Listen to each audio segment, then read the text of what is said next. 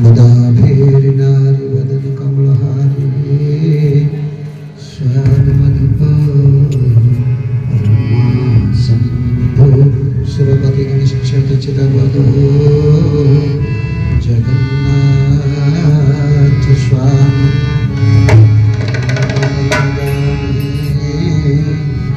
भवतु। जय श्री राम। आज गोटे एत महान दिवस जो दिवस रे स्वयं परम ब्रह्म परम पिता विघ्न विनाशक संकट मोचन महावीर हनुमान जन्म दिवस एवं ओडियार नववर्ष ता सहित आज पणा संक्रांति हेमा हेमुलांकर एवं महादेवंकर आज उद्यापन उत्सव।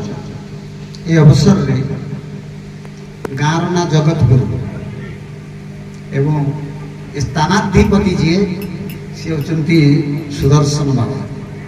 खूब चमत्कार ये संजोग एवं ये अवसर रे आम पाखरे उपस्थित अच्छा महेंद्रगिरीर अणाक्षर क्रिया साधक स्वामी वंशधर महाराज जी एवं उत्तर प्रदेश राजस्थान रे दीक्षित होइथिबा नाथ संप्रदाय जोगी नाथ एवं जोगी सुधनाथ गोरखनाथ संप्रदाय जड़े युव साधक एवं दिव्यद्रष्टा आम गहन उपस्थित अच्छा अणाक्षर साधक अजय बाबा एवं मंचासीन समस्त भक्तवृंद जो माने मंच पाखरे उपस्थित एवं जो माने उपस्थित न थाई ये समस्त कथा श्रवण करुचंती।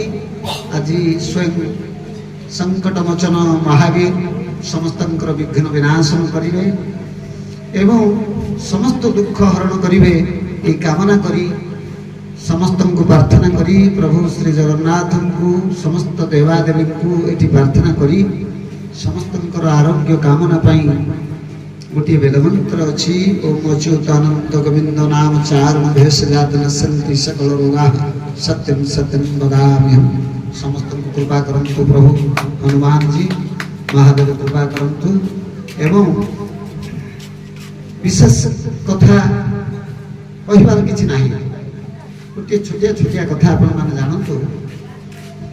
हनुमान कहीं आज जन्म हैला केमिति हैला एवं तांकर नाम कौन पई हनुमान कहला आपण माने जानिले आश्चर्य हेबे। जेतेबेले दशरथ महाराज संतान हैला नहीं बहुत तपस्या परे सी विफल एवं श्रवण कुमार दशरथंकर शब्दभेदी बाण रे निधन घटिला।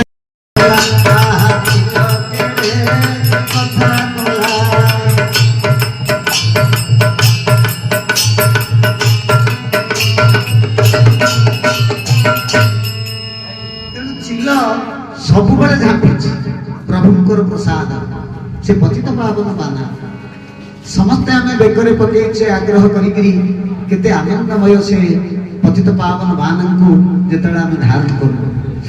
रसगोला केस जितेबाला वेस्ट बेंगल एवं ओडिशा भितर विवाद है से केस आमरी हाथ में प्रभु जगन्नाथ हाईकोर्ट रे केस कर लड़ाई करुले जितेबाला विजय है ओडिशार से पुरी श्री मंदिर आमरी मुंडे पतित पावन समग्र बानाटा 22 हाथर बाना आमरी मुंडे भिड़ी दिगला। से दिन जो आनंद सी आनंद चिल टी अपेक्षा करुँगी आनंद नेबी प्रभु मुझे तुम भक्त एथरे डरिबार नहीं कौन हम हो किंतु समस्त तो माने काष्ठपाषाण तरुतृण सकल देह नारायण एक ही पुरुष मुरारी सकल घटे अक्षिपुरी ईश्वर सर्वभूतान everybody is part of God ईश्वर सर्वभूतान तेणु ता भीतर भी प्रभु जगन्नाथ अच्छा सी भी चाहूँगी टिके पतित पावन बाना मुझे धरबी आनंद नेबी चिल भी चाहूँगी मुझे चरु पाई ଏତିକି ଆନନ୍ଦ ବି ମୋର ବି ସନ୍ତାନ ରାମଙ୍କ ପରି ହଉ। ଯେତେବେଳେ ମା କୈକେୟୀ ଫିଙ୍ଗି ଦେଇଛନ୍ତି ଦନା, ଝାମ୍ପି ନେଇଛନ୍ତି ଚିଲ, କଣିକାଏ ପାଇଛନ୍ତି, ଫିଙ୍ଗି ଦେଇଛନ୍ତି, ପବନ ନେଇକି ବସିଛି, ସିଏ ତାକୁ ଝାମ୍ପି ନେଇକରି କଣିକାଏ ପାଇଛି। ଫିଙ୍ଗିଛି, କାଉ ଅପେକ୍ଷା କରିକି ବସିଛି, ସିଏ ଝାମ୍ପି ନେଇଛି, ଖୁମ୍ପିଛି, କାକଭୂଷଣ ରହିଛି। ଏବଂ ଅଞ୍ଜନା କେଶରୀଙ୍କର ଧର୍ମପତ୍ନୀ, ସିଏ ସ୍ନାନ କରୁଥିଲେ ସରଜୀ ନଦୀରେ ଏବଂ ଜଳଦାନ କରୁଥିଲେ, ଜଳାର୍ଘ୍ୟ କରୁଥିଲେ ଆଦି ଦେବତା ସୂର୍ଯ୍ୟ ନାରାୟଣଙ୍କୁ। ସେ ଦନାଟି ଉଡ଼ିକିରି ତାଙ୍କରି ହାତରେ ପଡ଼ିଲା। ପଡ଼ିଲା ପରେ ସେଥିରୁ ସେ କଣିକାଏ ଦେଖିଲେ ପ୍ରସାଦ ପାଇଦେଲେ। ଚାରି ଜଣଙ୍କର ଚାରୋଟି ସନ୍ତାନ ହେଲା, ରାମ, ଲକ୍ଷ୍ମଣ, ଭରତ, ଶତ୍ରୁଘ୍ନ। ଏପଟେ ଅଞ୍ଜନାଙ୍କ ଗର୍ଭରେ ସନ୍ତାନ ରହିଲା, ଯିଏ ହେଲା ମହାବୀର ହନୁମାନ। ଜୟ ଶ୍ରୀ ମର୍ଯ୍ୟାଦା ପୁରୁଷୋତ୍ତମ ରାମ ଜୟ ବଜରଙ୍ଗ। ହନୁମାନ ଜନ୍ମ ନେଲେ। ତାହେଲେ ହନୁମାନ କିଏ? ନା ହନୁମାନ ହଉଛନ୍ତି ପ୍ରଭୁ ଶ୍ରୀ ରାମଙ୍କର ଭାଇ। ଇଏ ଚାରି ଭାଇଙ୍କର ଇଏ ଗୋଟିଏ ଭାଇ, ଇଏ ହେଲେ ପାଞ୍ଚ। ଅମନ, ବିମନ, କୁମନ, ସୁମନ, ମନ। ଆପଣ ମାନେ ହନୁମାନ ଚାଳିଶା ପଢନ୍ତି। ମୁଁ ଆପଣଙ୍କୁ ଗୋଟେ ଗୁପ୍ତ ସୂତ୍ର କହୁଛି। ସେ ଗୁପ୍ତ ସୂତ୍ରଟି ହଉଛି ହନୁମାନ ଚାଳିଶା। ହନୁମାନ ଚାଳିଶା ହଉଛି 44 ପଦ, କିନ୍ତୁ କୁହାଯାଉଛି 40। କୁମତି ନିବାରି ସୁମତିକା ସଙ୍ଗୀ, କୁମତି ନିବାରି ସୁମତିକା ସଙ୍ଗୀ। ଆପଣ ମାନଙ୍କୁ ଯଦି ପଚରା ଯିବ କୁମତି କଣ ନିବାରଣ ହବ ନା ଖରାପ। ଯେକୌଣସି ଲୋକ କହିଲେ ଆପଣମାନଙ୍କ ଭଳିଆ କୁମତି କହିଲେ ଖରାପ। କୁମତି ମାନେ ଖରାପ ମତ, ମନ, ଖରାପ ମତି, ଏବଂ ସୁମତି ଭଲ ମତି। ଏହା ସତ୍ୟ, କିନ୍ତୁ ଆ ଭିତରେ ଗୋଟେ ତତ୍ତ୍ୱ ରହିଛି। ସେ ତତ୍ତ୍ୱଟି କଣ ନା ଅମନ, କୁମନ, ସୁମନ, ବିମନ, ମନ। ଏ ହେଲେ ପାଞ୍ଚ ମନ। ଏ ପାଞ୍ଚଟି ଯାକ ମନ ପାଞ୍ଚଟି ଚକ୍ରରେ ଅବସ୍ଥାନ କରୁଛନ୍ତି। ତାକୁ କୁହାଯାଉଛି କଣ ନା ତନ୍ମାତ୍ରା। ଶରୀର ତତ୍ତ୍ୱର ମହାଜ୍ଞାନୀ ଗୁରୁ ଏଠି ବସିଛନ୍ତି ମୋ ପାଖରେ, ବଂଶୀ ବାବା। ମୋର ଆଉ ଗୋଟେ ପ୍ରୋଗ୍ରାମ ଥିଲା ଦିନ ଗୋଟେ ବେଳେ, ଆଉ ବିଳମ୍ବ ଟିକେ ହେଲାଣି। ଯୋଉଠି ପ୍ରଭୁ ଚାହୁଁଛନ୍ତି ବସେଇ ଦେବାକୁ ବସେଇଛନ୍ତି, ସେଥିରେ ଆମର କିଛି ସାହସ ନାହିଁ। ତେଣୁ ଟିକେ କହିଦେବା, এই যে পাঁচটি তন্মাত্রা, তারক, দণ্ডক, কুণ্ডলী, অর্ধমাত্রা, বিন্দু, ইয়ে হচ্ছেন পাঁচটি চক্রের অনেক। এই পাঁচ চক্র যাক ইয়ে পাঁচ মন। ইয়ে মনর এই যে পাঁচ সহায়ক মনকু মিশাই চারি সহায়ক মন, এমানে কিয়ে কোটি অবস্থান করছেন কথাটা সেইটি। সন্ত তুলসী দাস এতে সাধারণ নহতি।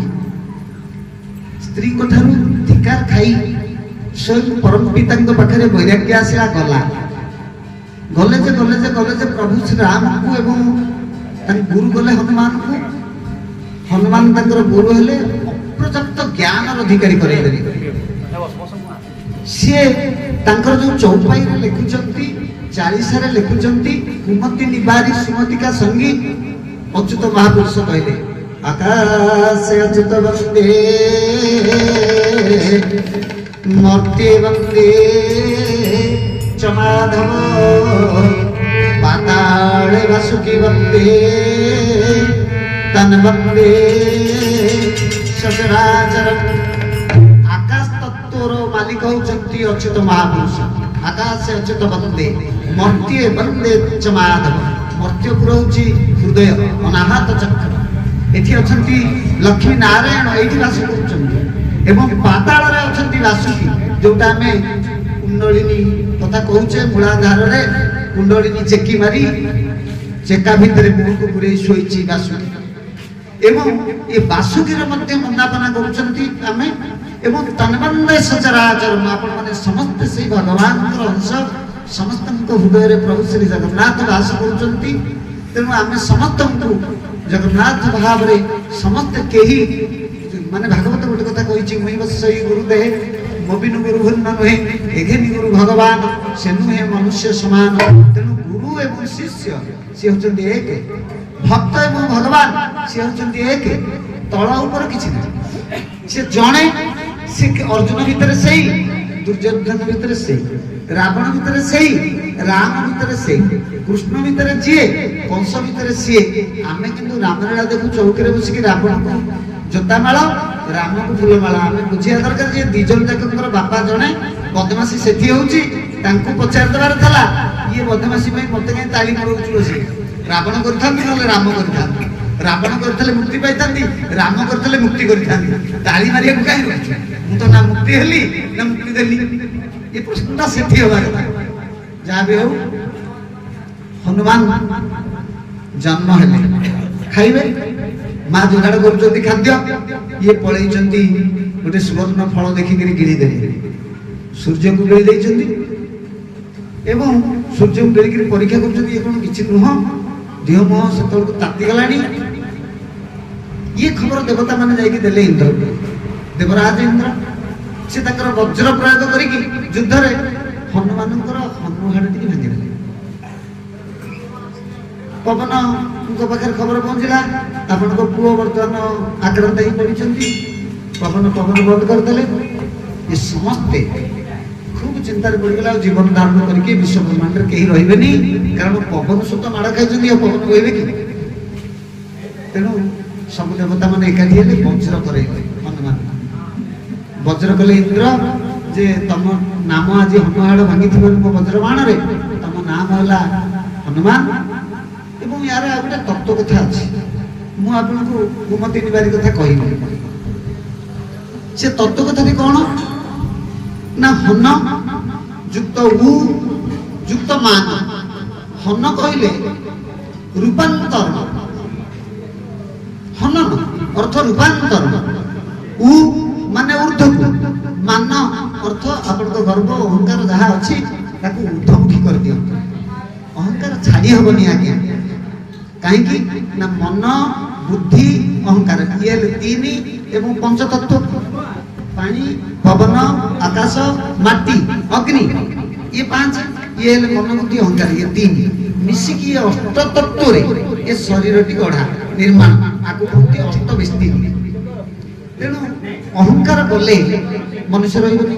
ଅହଂ କହିଲେ ମୁଁ, ଆକାର କହିଲେ ଶରୀର, ଇଏ ଶରୀରଟା ଛାଡ଼ିଦେଲେ ସିନା ଅହଙ୍କାର ଯିବ, ନହେଲେ ଯିବ। ତାହେଲେ କଣ କରିବାକୁ ପଡ଼ିବ ନା ଅହଙ୍କାରକୁ ଊର୍ଦ୍ଧ୍ୱମୁଖୀ କରନ୍ତୁ, ଅର୍ଥ ଦିବ୍ୟ କରିଦିଅନ୍ତୁ। ଏବଂ ଦିବ୍ୟ ହୋଇଗଲେ ଅହଙ୍କାର ତା ବାଟରେ ଅଛି। ଅର୍ଜୁନର ଅହଙ୍କାର ରହିବା ଦରକାର, କ୍ରୋଧ ରହିବା ଦରକାର, ନହେଲେ ଯୁଦ୍ଧ କେମିତି ହେବ? ଏବଂ ମହାଭାରତ ଯୁଦ୍ଧଟା ଅଧର୍ମୀ ବିଧର୍ମୀ ମାନଙ୍କୁ ନିଧନ କରିବା ପାଇଁ ହେଲା। ରାମଚନ୍ଦ୍ର ବି ଯୁଦ୍ଧ କରୁଥିଲେ, ସେ ଯୁଦ୍ଧଟା ରାକ୍ଷସ ମାନଙ୍କୁ ନିଧନ କରିବା ପାଇଁ ହେଲା। ଆପଣଙ୍କ ପାଖେ କ୍ରୋଧ ରହିବ। ଆମର ଯୋଉ ନାଡି ଅଛି 72,000 ନାଡିରୁ 14 ନାଡି ହଉଛି ଆମର ଶ୍ରେଷ୍ଠ। 14 ନାଡି ଭିତରୁ 3 ନାଡି ହଉଛି ଶ୍ରେଷ୍ଠ। 3 ନାଡି ଭିତରୁ ଗୋଟିଏ ନାଡି ହଉଛି ଶ୍ରେଷ୍ଠ, ସେ ହଉଛି ସୁଷୁମ୍ନା। ପୁଣି ତା ଭିତରେ ଅଛି 3 ନାଡି, ସେ 3 ନାଡିରେ ବଜ୍ରା, ଚିତ୍ରା ଏବଂ ବ୍ରହ୍ମନାଡି।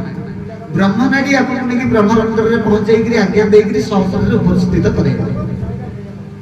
ତେଣୁ କୁହୁ, କୁଶିଆ, ଅଣଘୋଷା, ଏ ଯେତେ ସବୁ ଜିହ୍ୱା, ହସ୍ତି, ଏ ଯେତେ 14 ପ୍ରକାର ନାଡି, ଏ 14 ପ୍ରକାର ନାଡି ଆମର ଲଳନ ଚକ୍ର ଗୋଟେ ଆଜ୍ଞା ଚକ୍ର ଉପରେ ଅଛି, ସେଇଠି ବାସସ୍ଥାନ କରିଛନ୍ତି। ସେ ସମଗ୍ର ଶରୀର ଭିତରେ ଖେଳେଇକି ରହିଛନ୍ତି। ଇଏ ହନୁମାନ ସେ ବିଦ୍ୟାଟି ପାଇଛନ୍ତି, ଯେହେତୁ ସେ ପବନ ସୁତ ନିଜେ ପବନ। ହନୁମାନ ହଉଛନ୍ତି ନିଜେ ଆମର ପ୍ରାଣ। ପବନ ରୂପରେ ଆମ ଦେହରେ ବିରାଜମାନ କରୁଥିବାରୁ ଆଖି କାନ ନାକ ନୁହେଁ, ଆଖି କାନ ପାଟି ହାତ ଗୋଡ଼ ସବୁ ଅଚଳ ହେଇଗଲେ ଚଳିବ, ନାକଟା ଗୋଟେ ମିନିଟ ଅଚଳ ହେଇଗଲେ ଆପଣ ଗଲେ ସ୍ୱର୍ଗଦ୍ୱାର। ତେଣୁ ନାକରେ ବିରାଜମାନ କରୁଛନ୍ତି ହନୁମାନ ପବନ ଟିକାକ। ସେ ପବନ ଟିକାକ ବନ୍ଦ ହେଇଥିବାରୁ ଦେବତା ମାନେ ତାଙ୍କୁ କୃପା କଲେ ଏବଂ ଯେହେତୁ ପବନ ବନ୍ଦ ହେଇଗଲା ଦେବତା ମାନେ ତାଙ୍କୁ କୃପା କରିକି ବଜ୍ର କରାଇଲେ ହନୁମାନ। ତେଣୁ ସେ ହନୁମାନ ଯୋଡ଼ିଏ କାରଣରୁ ନାମକରଣ ହେଲା। ଗୋଟିଏ ହଉଛି ଆପଣଙ୍କର ମାନ ଅର୍ଥ ଅହଙ୍କାରକୁ ଊର୍ଦ୍ଧ୍ୱମୁଖୀ କରନ୍ତୁ ହନନ କରିକିରି। ଆଉ ଗୋଟିଏ କାରଣ ହେଲା ତାଙ୍କର ହନୁ ହାଡ଼ଟି ଭାଙ୍ଗି ଯାଇଥିବାରୁ ତାଙ୍କ ନାମ ସେ ହନୁମାନ ଦିଆଗଲା। ଏବଂ ସେ ବଜ୍ର ହେଇଥିବାରୁ ତାଙ୍କ ନାମରେ ବଜ୍ର କବଚ କରିକିରି ଯଦି କାହାକୁ ଗୁଣି ଠୁଣି ହେଇଛି ବା କାହାର କିଛି ଅସୁବିଧା ହେଉଛି ବଜ୍ର କବଚ ମଧ୍ୟ ଦିଆଯାଏ। ବାବା ଏଠି ବସିଛନ୍ତି ସୁଦର୍ଶନ ବାବା, ସେ ଜାଣିଥିବେ ବହୁତ ବିଦ୍ୟା। ଏବଂ ହନୁମାନଙ୍କର ନାମ ଯଦି ଆପଣ ନେବେ ସେ ସଙ୍କଟ ମୋଚନ ହନୁମାନ, ଖାଲି ତାଙ୍କ ନାଁ ନେଇଗଲେ ଗୁଣି ଠୁଣି ଭୂତ ପ୍ରେତ ବିପଦ ଆପଦ ସବୁ ପଳେଇବ।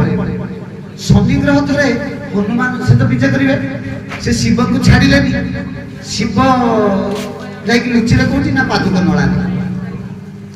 सात दिन पर बाहर पार्वती कहले देखिल शिव मोर शिवर कौन कला शनि पार्वती कहले कौन करता पोचा नला 7 दिन गुड़े रखिला कौन करता तुम कौट थिल पादुका नला गुड़ी थी आगे शनि जाई पाइला मोर कौन कला सी ना कौन करिथांदा जे पोचा नला रे तुमको 7 दिन गुड़े रखी आगो करता हनुमान मुंड उपरे जाके बसला सब हनुमान कहला होला ना कौन मोर तो काम एटा करूची मु तो शिव को पाखरे बसतली तुमे तांको पिला तमे कोन तळी देले बुझिबी ना न जा गोटिए गोटिए पहाड़ नदी चलला शनि गौ गौ ही गला छाड़ रही गला सेही दिन तो शनि ता पाखु जाए नहीं केतु जाए नहीं राहु जाए नहीं काहे कि हनुमान जतरे सूर्य को गिळीबा को जाईथला राहु सतरे सूर्य को गिळुथिला आपण माने जो शास्त्र पढ़िथिबे जानिथिबे ता लांगुड़ बाहर करे राहु छिनि छत्र ही गिर गला सेही जाई कि देवता को गुहार करतला जे गोटा के माकड़ा आसी सूर्य को गिळी दउछि माने ये गिळुछि जे माने देवता किछ करि पर नांती आउ जने काई गिळी दउछि बोली से देवता को कहला देवता माने केडे ये से राहु बोलरे पड़ी के हनुमान को मारा देला चिंता करंतु कि भली हमर शास्त्र जा भी हो हनुमान हमर इष्ट आमर संकट मोचन आमर समस्त दुख सुख मुक्त करती आज जन्मदिन।